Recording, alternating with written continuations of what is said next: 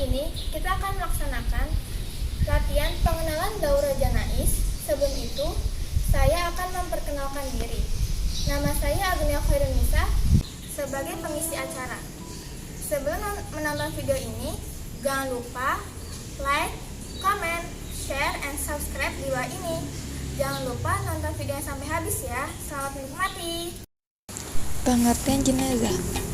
Secara bahasa, jenazah berarti mayit. Secara istilah, fikih jenazah adalah hukum syariat seputar pengurusan jenazah, mencangkup hal-hal yang terjadi sebelum kematian, saat kematian, dan pasca kematian. Urgensi fikih jenazah. Pengetahuan seputar fikih jenazah merupakan salah satu hal penting yang mesti diketahui setiap muslim, sebab kematian pada setiap makhluk adalah hal yang pasti. Dari Abu Hurairah radhiyallahu anhu, dia berkata, Rasulullah shallallahu alaihi wasallam bersabda, "Perbanyaklah mengingat pemutus segala kenikmatan, yaitu kematian." Hadis riwayat Tirmidzi. Fikih menjelang dan saat kematian. Menjenguk orang sakit. Hukumnya sunnah.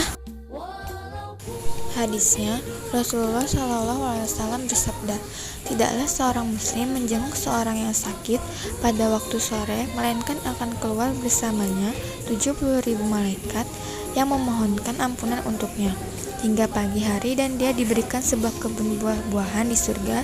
Dan tidaklah seorang muslim menjenguk seorang yang sakit pada waktu pagi, melainkan akan keluar bersamanya 70.000 malaikat yang memohonkan ampun untuknya hingga sore hari, dan dia diberikan sebuah kebun buah-buahan di surga. Hadis riwayat Abu Daud dan Al-Hakim. Adab menjenguk orang sakit. Yang pertama, mendoakan kebaikan. Dari Ummu Salamah radhiyallahu anhu, dia berkata, Rasulullah shallallahu alaihi wasallam bersabda, apabila kamu menjenguk orang yang sakit atau meninggal, maka ucapkanlah doa yang baik, karena malaikat mengamini doa kalian. Hadis riwayat Muslim. Yang kedua, menasihati agar sabar dan tabah. Yang ketiga, tidak berlama-lama kecuali dikehendaki oleh yang sakit. Anjuran bagi orang sakit. Yang pertama, memohon kepada Allah kesembuhan dan kesabaran. Yang kedua, berpesan kebaikan kepada keluarganya. Yang ketiga, berbaik sangka kepada Allah Subhanahu wa taala. Yang keempat, tidak mengharapkan kematian. Yang kelima, memohon kemudahan kepada Allah saat sakaratul maut. Yang keenam, memohon kepada Allah untuk diwafatkan di tempat yang mulia. Tindakan menjelang wafat. Memberikan bantuan saat seseorang dalam kondisi sekarat maut. Yang pertama, membacakan surat Yasin dan Ar-Ra'd. A'udzu billahi minasyaitonir rajim. Bismillahirrahmanirrahim. Yasin wal Qur'anil Hakim. Innaka laminal mursalin ala siratim mustaqim. Tanzilal azizir rahim. Yang kedua, talqin dituntun untuk mengucapkannya. La ilaha illallah. Yang ketiga, berkata yang baik dan menganjurkan untuk berhusnuzon. Yang keempat, memposisikan badannya untuk menghadap kiblat. Yang kelima, mensiwakan mulut. Yang keenam, beri minum. Yang ketujuh, menganjurkan ketabahan bagi keluarganya saat ruh terlepas. Pertama, mengucapkan kalimat istirja. Inna lillahi wa inna ilaihi raji'un. Sesungguhnya kami adalah kepunyaan Allah, dan kepada Allah juga kami kembali. Kedua, memejamkan kedua mata jenazah dan mendoakan kebaikan baginya. Ketiga, melemaskan persendiannya. Keempat, melepaskan pakaiannya dan menutupi sebujur tubuhnya. Kelima, meletakkan sesuatu di atas perutnya. Keenam, mewangikan ruangan. Ketujuh, menyegerakan pengurusan jenazah. Kedelapan, menginformasikan wafatnya. Dianjurkan mengajak tetangga, saudara, kerabat, dan kaum muslimin untuk takziah dan sholat jenazah. Memandikan jenazah. Hukumnya fardu kifayah, yakni apabila ada sebagian kaum muslimin yang melaksanakannya, maka kewajiban yang lainnya menjadi gugur. Syarat wajib tubuh jenazah untuk dimandikan. Yang pertama, jenazah muslim. Kedua, pernah hidup. Ketiga, ada fisiknya. keempat, tidak mati di medan perang. Jenazah dimandikan oleh kerabat terdekat seperti anak, pasangan, dan saudara muslim sesama jenis yang bisa menjaga rahasia. Dari Abdullah bin Umar radhiyallahu anhu, dia berkata, Rasulullah shallallahu alaihi wasallam bersabda, hendaknya orang yang memandikan jenazah kalian adalah orang-orang yang terpercaya. Hadis riwayat Ibnu Majah. Perlengkapan mandi untuk mayat: daun atau serbuk bidara, kapur barus yang dihaluskan, kain penutup aurat mayat, gunting untuk menggunting pakaian mayat, gunting kuku dan gunting kecil, alat pengaduk, kapas, cairan pembersih, kain atau handuk kecil, plester untuk menutup luka, bubuk kayu cendana untuk membalut luka, handuk besar untuk mengeringkan mayat, kain kecil untuk membersihkan kotoran. Memandikan jenazah. Tempat pemandian jenazah selama proses memandikan selalu sepi dari pandangan banyak orang. Tidak di bawah langit terdapat wangian dan hanya dimasuki oleh orang yang berkepentingan. Proses memandikan: 1. Tutup aurat mayat dengan kain penutup dari pusat sampai ke bagian lutut. 2. Lepaskan semua pakaian yang dikenakannya. 3. Menggunting kuku, mencukur kumis, bulu ketiak jika panjang. 4. Menundukkan setengah duduk lalu menekan perut secara perlahan agar sisa kotoran keluar. 5. Membersihkan kemaluan dengan tisu yang dibalutkan di telapak tangan kiri sambil mengalirkan air. 6. Mewudukan mayat. 7. Menutup atau menyumbat mulut dan lubang hidung dengan kapas agar air tidak masuk ke dalamnya. 8. Membasuh kepala terlebih dahulu, kemudian anggota badan sebelah kanan dan anggota wudhu. 9. Membasuh seluruh tubuh jenazah dengan rata dengan jumlah ganjil berapapun dibolehkan sesuai dengan kebutuhan. Jika sudah bersih dengan basuhan genap, maka sempurnakanlah satu basuhan lagi agar ganjil. 10. Ketika menyiram, jika ada lubang di tubuh yang berpotensi kemasukan air agar ditutup. 11. Basuhan terakhir dicampur dengan kapur barus atau cendana. Orang yang memandikan tidak boleh menyebarkan yang dia lihat selama proses pemandian. Namun apabila ada kebaikan pada mayat dianjurkan untuk disebarkan. Mengkafani jenazah, artinya menutupi tubuh jenazah dengan menggunakan kain kafan. Batas darurat kain kafan 1 helai, batas minimal di luar kondisi darurat 2 helai. Jumlah yang disunahkan bagi laki-laki 3 helai, bagi perempuan 5 helai. Warna terbaik adalah putih dan diberi wewangian. Tata cara mengkafani jenazah: 1. Mengukur panjang dan lebar kain kafan. Lebar kain kafan adalah 3:1 dari tubuh jenazah. 2. Letakkan di atasnya tali-tali kain kafan dan jumlah ganjil, kemudian kain kafan. Untuk jenazah wanita, hadisnya dari Laila binti Qanif As-Sakhafi, dia berkata, aku termaksud di antara orang yang memandikan Ummu Kulsum, anak Rasulullah SAW ketika meninggal. Pertama, yang beliau berikan kepada kami, yang pertama sarung, kemudian baju kurung, kemudian penutup kepala, kemudian kain selimut, kemudian setelah itu dimasukkan pada kain yang lain.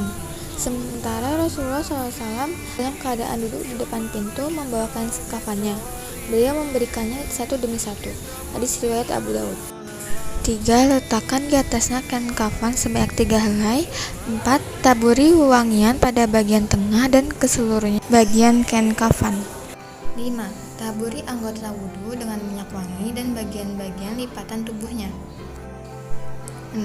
Letakkan kedua tangan pada bagian sisi kiri dan kanan mayat. 7. Tutup tubuh mayat bagian sebelah kanan dahulu dengan kain kafan, kemudian bagian sebelah kiri. 8. Tarik perahan kain atau handuk penutup aurat dari balik kain kafan. 9. Rapatkan dan rapikan lipatan kain kafan setiap sisi, baik yang kanan maupun yang kiri. Demikian selanjutnya ditutupkan kembali tubuh mayat dengan kain kafan kedua dan ketiga. 11. Ikat bagian atas kain kafan dengan baik. Apa yang berlebihan dari sisi kain ditarik ke bagian wajah, kemudian diikat kembali dengan tali yang lain. 12. Ikat bagian bawah kain kafan dan kain yang berlebih ditarik dan Dilepaskan ke bagian atas kaki, kemudian diikat kembali dengan tali yang lain. 13. Ikat sisa tali kainnya dengan rapi dan baik, di mana simpul ikatannya diletakkan di bagian sisi kiri mayat. 14. Tata cara mengafani jenazah wanita tidak berbeda dengan jenazah laki-laki, karena tidak ada dalil yang membedakannya.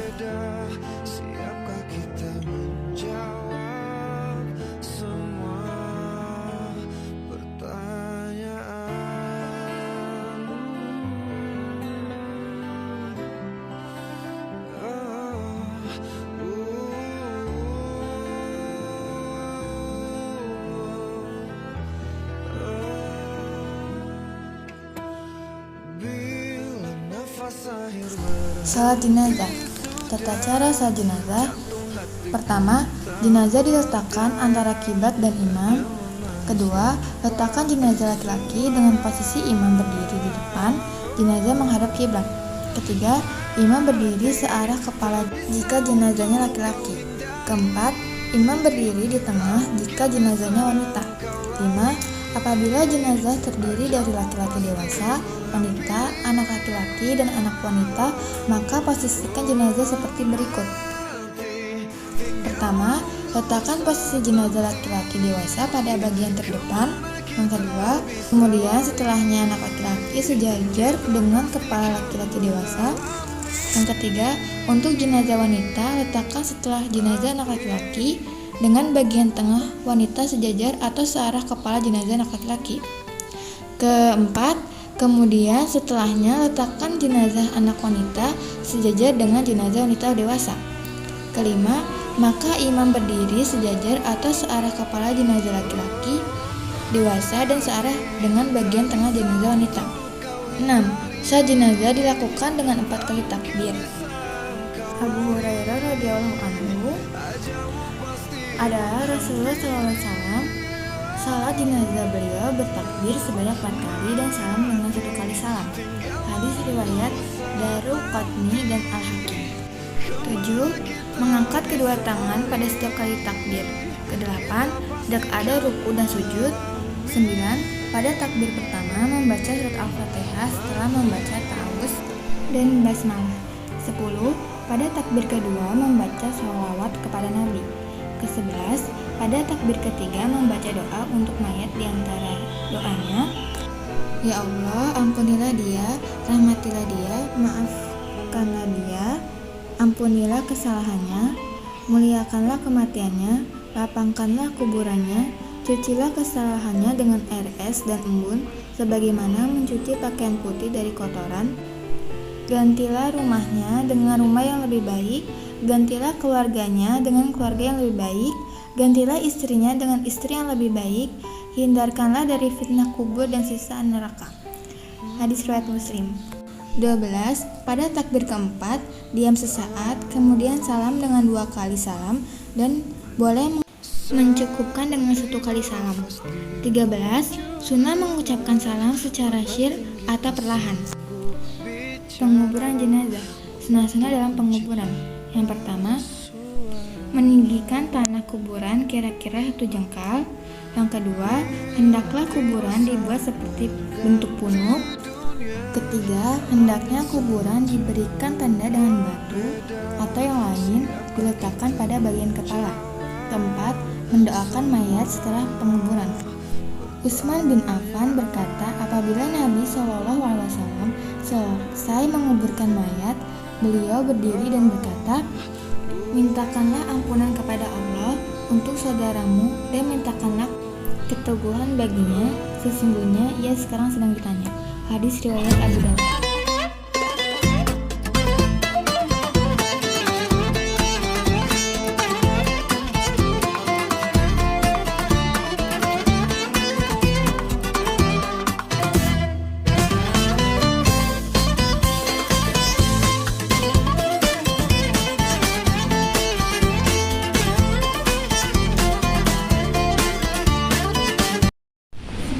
Pengenalan pelatihan Daurah Janais dari kami, semoga bermanfaat. Jangan lupa like, comment, share, and subscribe di bawah ini. Wabillahi taufiq wal hidayah. Wassalamualaikum warahmatullahi wabarakatuh.